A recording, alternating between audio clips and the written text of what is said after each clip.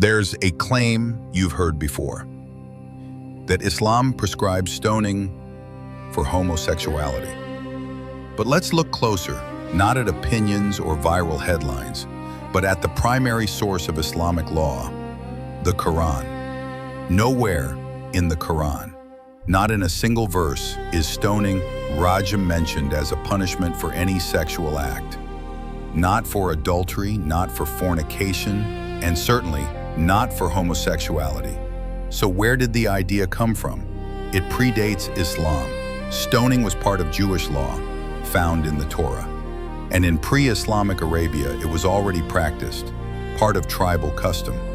Islam came with the Quran. And when it spoke of sexual sin, it didn't mention stoning. It said, the woman and the man guilty of fornication, flog each one of them with 100 lashes.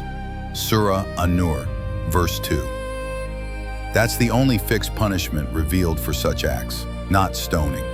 As for homosexuality, the Quran tells the story of the people of Lut, a society that transgressed boundaries, abused strangers, and violated morality.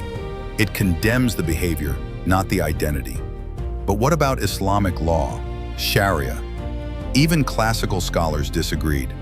Some tried to compare it to adultery.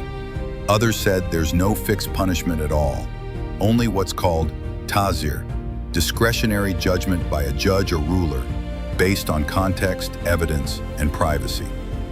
Because in Islam, privacy matters. The Prophet Muhammad ﷺ taught, if you see a fault in someone, cover it. He never punished anyone for homosexuality. He never ordered stoning for it, not once. In fact, stoning itself was never mentioned in the Quran, only in a handful of narrations, and only ever applied to married adulterers, and even those had extreme conditions requiring 4 eyewitnesses, a standard nearly impossible to meet. So what does Islam really say? That repentance is always open, that mercy outweighs punishment, that Allah is just and all-knowing, and that cultural practice is not the same as divine law.